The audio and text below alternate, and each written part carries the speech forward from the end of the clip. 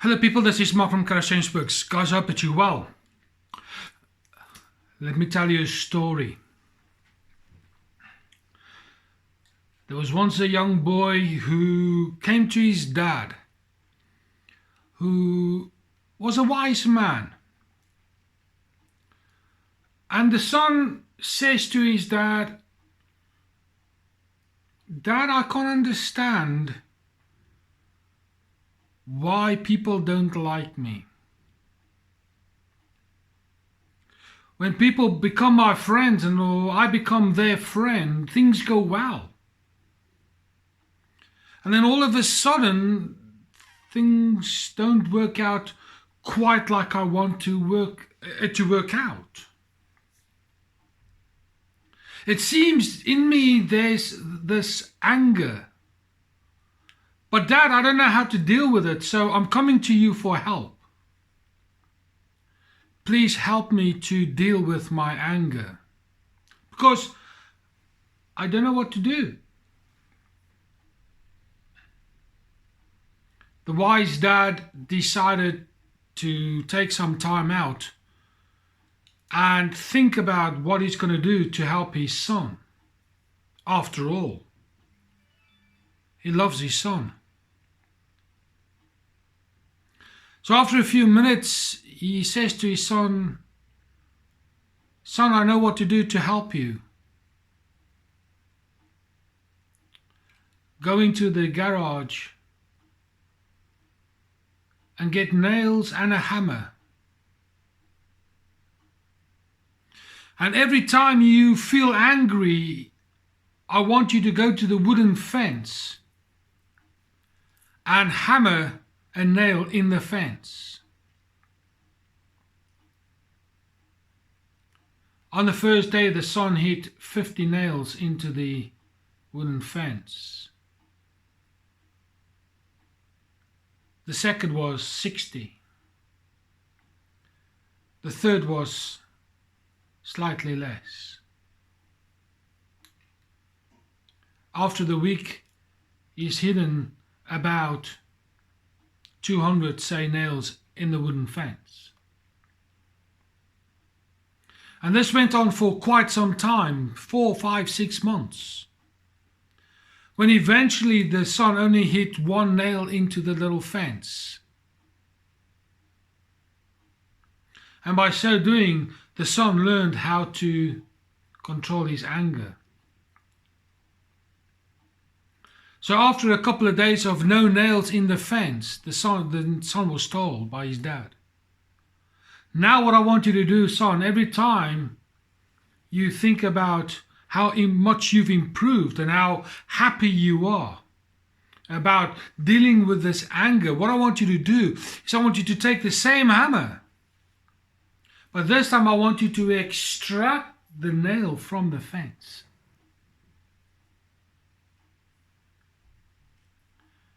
The story goes that on the first day the son pulled out 10, 15, maybe 20 of these nails. It didn't take long for all the nails, the thousands of nails, to be extracted from this wooden fence. And the son was then told once he was finished that he's done a good job. And then the dad came with a pearler. "You see, son, every time that you are angry and you hammer a nail in the fence, the nail went in, you dealt with your anger. But now that you've extracted the nail from that fence, now you can see the damage caused.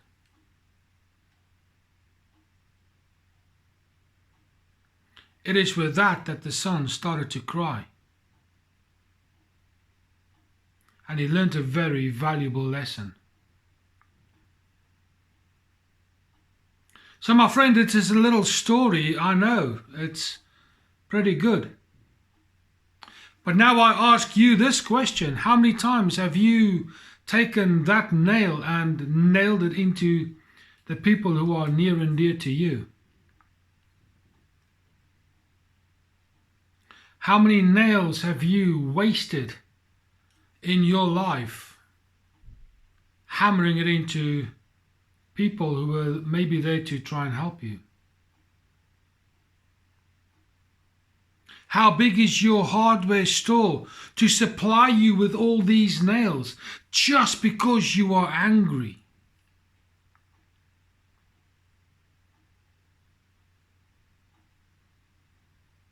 Have you considered that every time that you hammer a nail into said fence, the damage that it causes?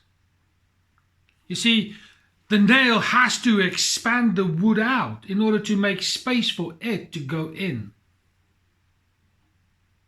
And every time we become angry, it is like that nail that has to expand in order to cause the damage that is oftentimes quite permanent.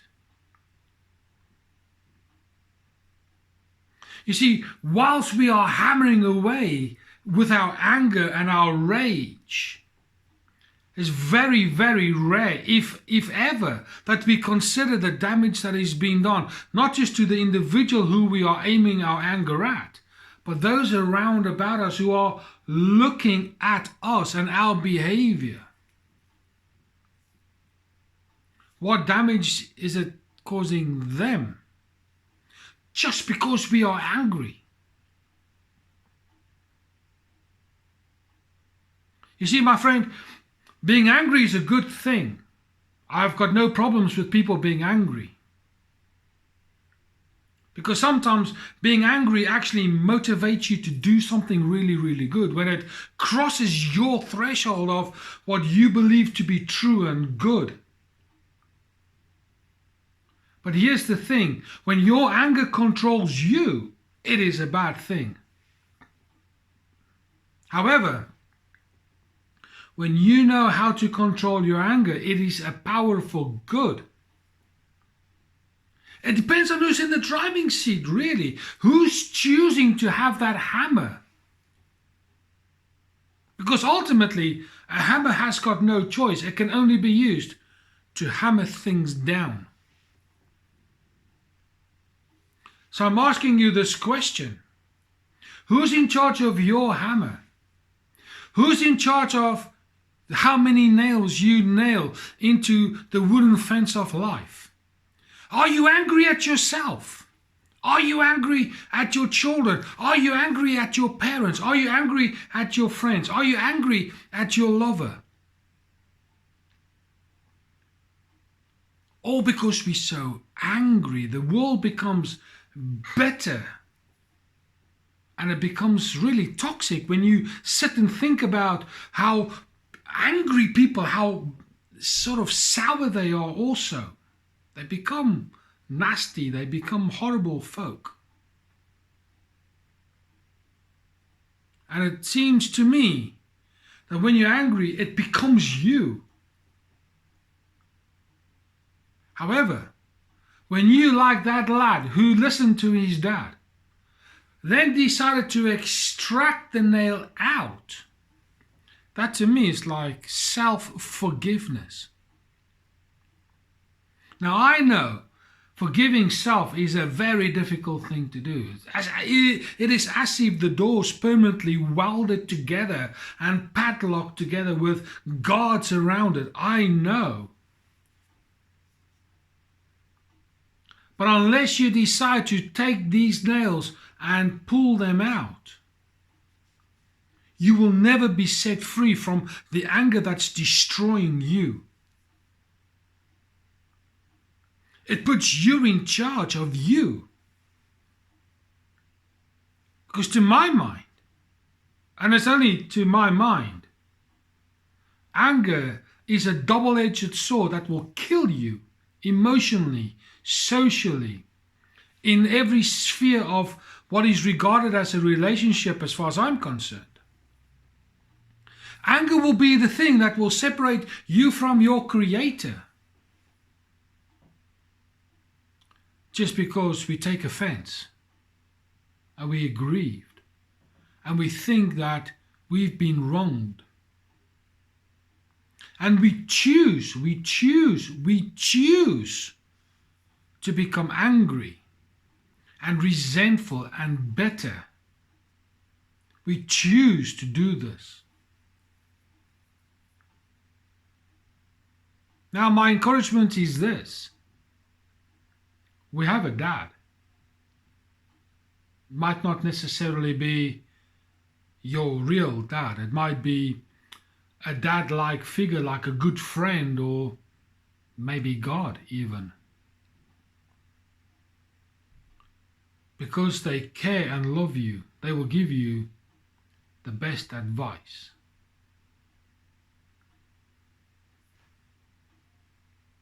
Here's the thing, we need to slow down and listen.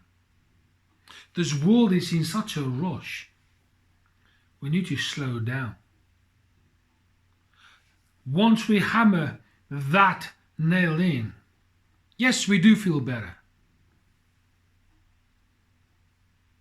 When we pull it out, we note the damage. And all I'm going to say to you here is, note the damage. Note who's in charge of your hammer. All I'm saying is, become aware of your emotional state. Who's driving your emotional bus? Are you the toxic person that people like to that point? Do they then decide to withdraw out of your life because they recognize how angry and bitter you are? If that's the case, raise your awareness of who's controlling who in your life, emotionally speaking. Now, the good book talks about humbling ourselves. And I'm asking you in many ways to humble yourselves here. Should you have that anger issue? Should you be bitter? Should you be toxic? Should you be just plain out nasty and horrible? Become aware of what happens to your social circles. How are you influencing them? Do you even know that you are doing such bad things? Bad meaning displaying this anger and bitterness, filtering down to the next generation. Are you even aware? We all have reasons why we can be incredibly angry. We all have been aggrieved at some point.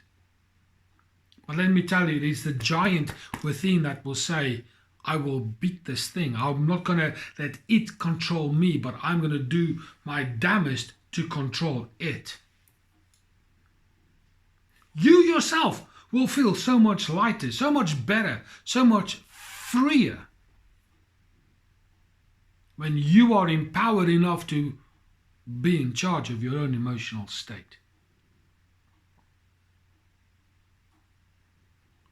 Is your freedom worth so little for you to hang on to this emotional sandbag, on this ball and chain of anger? Do you really think that you're worth such little amount of value in your own life? Or will you be like that boy that says, I'm going to listen to my dad and I'm going to do as he says, and then cry after the event when he realizes the damage that anger actually brings? That's all I want to say. It's a little story, but I'm hoping that it's a little bit graphic in terms of you can see the hammer nailing the nail and the effort it takes to pull it out with the little holes everywhere, the damage. But I also want you to note the son crying, learning that very valuable lesson. That's it. I hope this little video has caused you to think about your own emotional state, your anger, your bitterness. If it has, the comments box is empty. Please fill it up. Do all the YouTube admin. You know what to do. There's subscribe and share and all that kind of stuff. For now, this is Mark from Kairos Changeworks. I'll speak to you soon.